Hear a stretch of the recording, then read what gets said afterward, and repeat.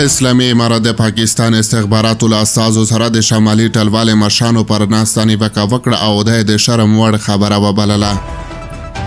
سلامونه ستړي مشئ، وخت مو په خیر، پام وکړئ د ایران ټي وي یوټیوب چینل څخه د نن ورځې تازه او مهمو خبرونو ته.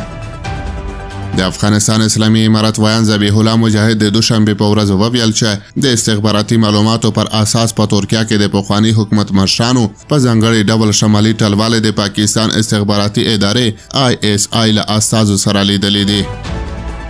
نوموړي وویل چې پخواني سیاستوال د پاکستان په مرسته بیا واک ته نشي رسېدلی.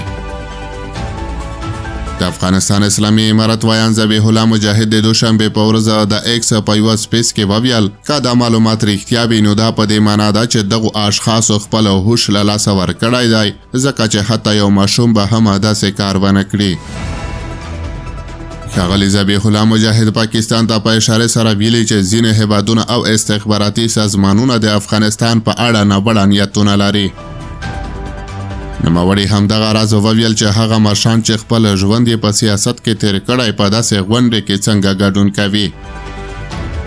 ښاغلي مجاهد زیاته کړه دغو مشرانو موږ د پنجاب په انحصار تورن کړو او 20 کاله یې زموږ پر ضد جګړه وکړه، دوی زموږ خبره ونه منله او موږ یې پاکستانیان وبللو.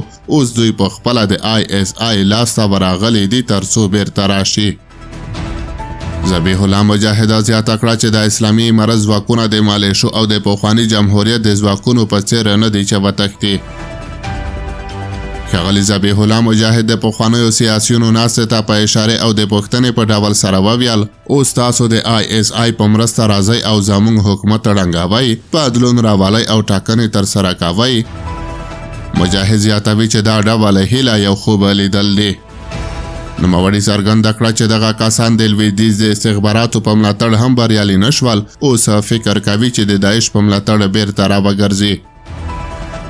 د اسلامي امارت ویان دا ډول غونډې د شرم وړ وبللې او زیاته کړه چې سیاسي مشران ښه پوهیږي چې ISI پخوا له دوی سره څه کړي او اوس به څه کوي.